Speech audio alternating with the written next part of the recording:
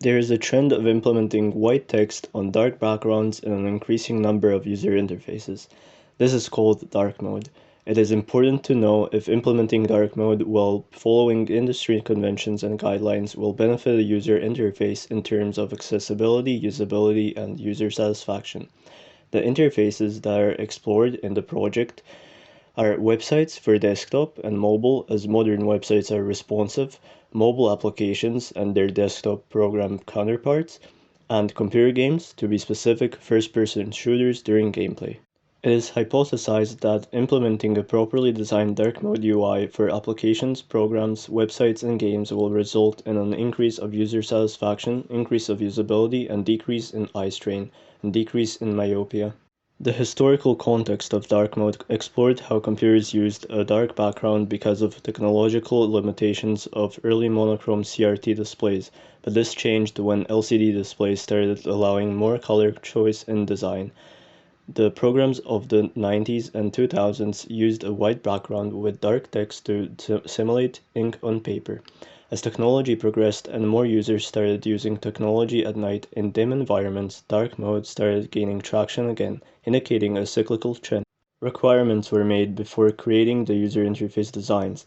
There must be a dark mode design along with a light mode version for A/B testing. The designs must be responsive, meaning desktop and mobile counterparts should be made where possible, excluding the game as it is a computer game. UI must be conventional, not to break users' perceived notions and expectations of the UIs, and as such, guidelines must be followed and inspiration should be drawn from already existing UIs for each UI design. The UI must be accessible and adhere to guidelines in terms of contrast and heuristics. The mobile application and desktop program UIs were chosen to be music streaming services with music players as users are familiar with them from either having them pre-installed on mobile and desktop devices such as iTunes, and they are some of the most downloaded applications on desktop and mobile as Apple Music, Spotify, YouTube Music, and Deezer top chart. For websites, the choice was a landing page.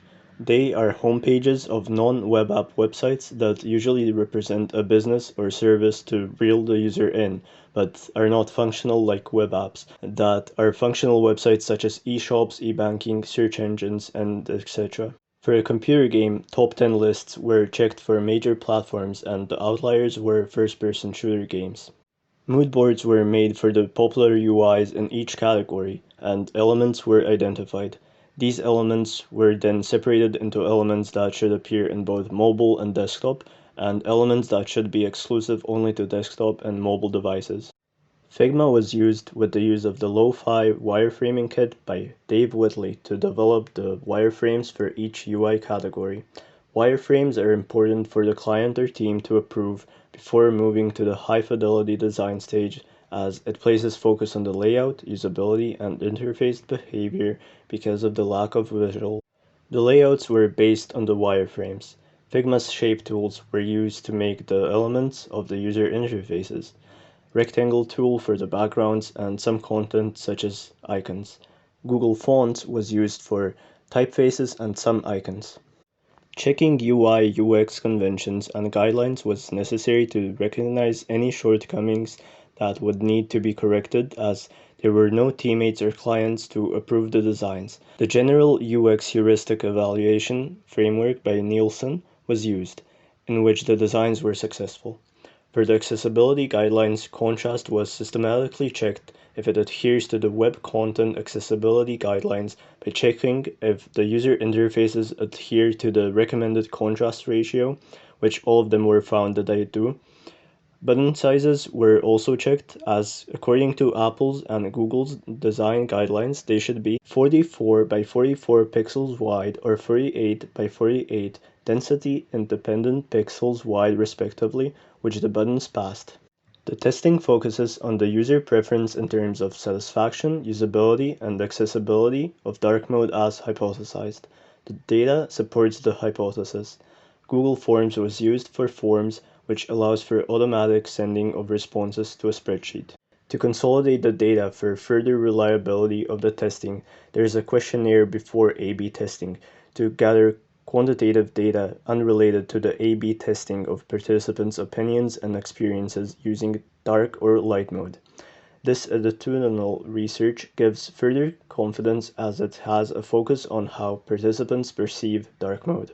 Final designs were for A/B testing, which is behavioral research. The dark alongside light mode images are shown to the subjects in a form in Google Forms for the comparison survey with questions underneath those images to inquire which is preferred in the sense of satisfaction, accessibility, and usability. The form contains a text box at the end asking the participants to enter their email to be contacted if they wish to participate in the interview for a further qualitative assessment.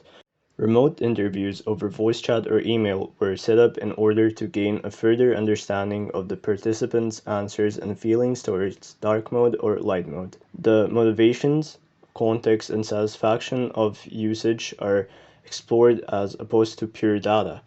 This allows for more personalized answers about participants' feelings about use of light and dark mode as it is qualitative research. This shows a well-balanced picture of the opinions as these three data collection methods consolidate each other and increase validity. The results of 882 participants in the questionnaire and A/B testing along with 10 interviewed participants showed that dark mode is preferred by participants suffering from nearsightedness, as was hypothesized.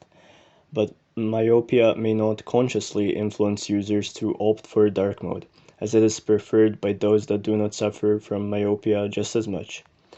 Nearsightedness may benefit from it nevertheless, thus increasing usability and accessibility, as Ailman et al. Claim in their study that using light mode may make users nearsighted.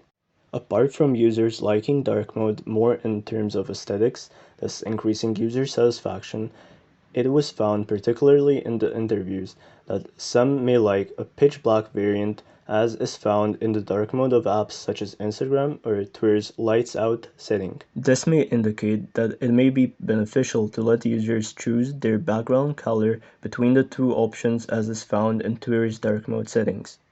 Therefore, the study can be considered a success, as testing results provide evidence that the results align with the hypothesis. Dark mode is in general perceived as more appealing than light mode, meaning increased user satisfaction, accessibility, and usability. To conclude, dark and light mode trends may be cyclical. More UIs than ever have dark mode as an option nowadays. Some UIs are in dark mode by default, which is a far cry from some 3 decades that light mode was the default. Designers may increase accessibility, usability, and user satisfaction by implementing it as an option.